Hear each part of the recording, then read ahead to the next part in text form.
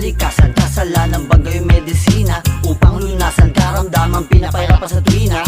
Sa mga tao na walang pamahal na gamot, ito'y biyaya na likas, o bakit pinagdaramot? Mula sa ugat sa buto, ito ay purot natural, hindi kailangan na haluan ng anumang chemical. Sa usok mo'y kumakalma kahit anumang radikal. Walang katulad na halaman na tatangit espesyal. Lumikha ng may kapal, bakit pinagbabawal? Bakit lumikha ng mga limit at ginamit mga kawal upang ikalat na ang halaman at isalot? Ngunit kabaliktaran kung susuriin ay gamot, maraming positibong benepisyo, huwag lamang gagawing bisyo.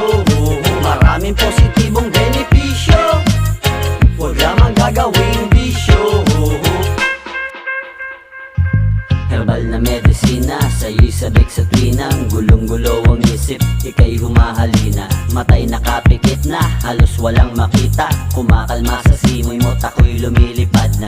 Anong pinag-iba mo sa usok ng sigarilyo? Wala kang chemical, nakakalasong elemento. Insomnia, anxiety, depression, epilepsy, subok na ikaw ang lunas, ngunit di nila sinasabi. Sa dami ng benepisyo ay walang kapantay. Kaibahan sa sigarilyo, marami na ang namatay. Sa mga bansa na ikitinanggap, itinuring ka na naligal. Di masama iyon, dulot na mo na talulot, sinama ka na sa herbal na medisina, dedikasyon, ang kailangan delimitasyon. Di ka sabog, meditasyon, ikay matagal na medikasyon.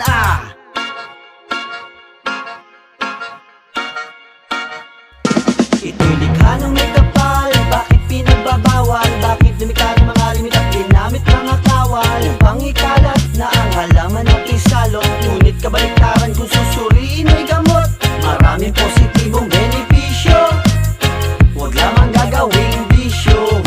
Maraming positibong benepisyo, huwag lamang gagawing bisyo.